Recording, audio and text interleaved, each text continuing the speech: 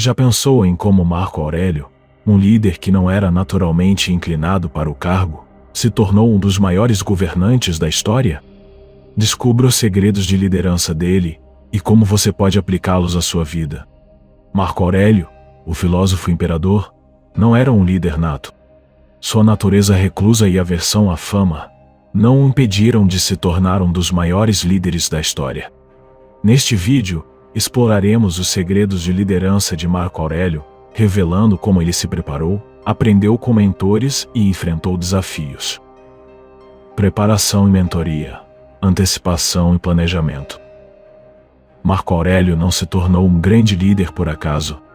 Seu mentor, Antonino Pio, o preparou meticulosamente durante 23 anos.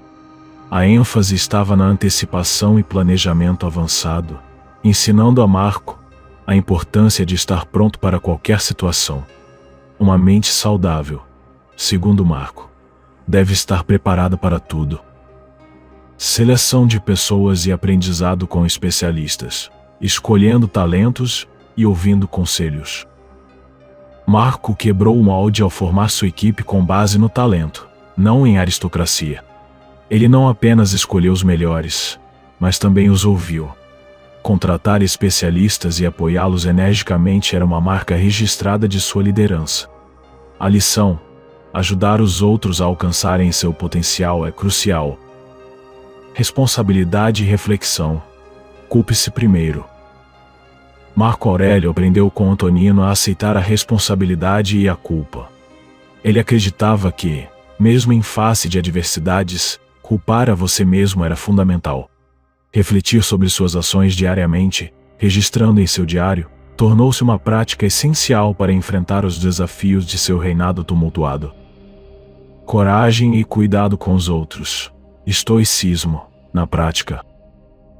Durante 15 anos de guerras, inundações, fomes e pragas, Marco Aurélio demonstrou coragem e cuidado pelos outros.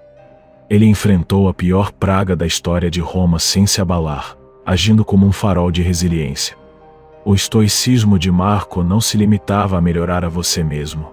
Ele acreditava na melhoria do mundo, enfatizando o cuidado pelos outros. Marco Aurélio, o líder estoico, não apenas falava sobre virtudes, mas as praticava diariamente. Sua liderança era sobre ações, coragem, justiça, temperança e sabedoria.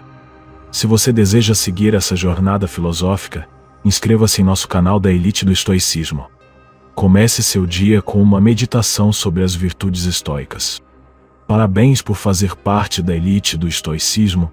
Continue aprendendo, estudando e lembre-se das 4 virtudes estoicas: coragem, justiça, temperança e sabedoria.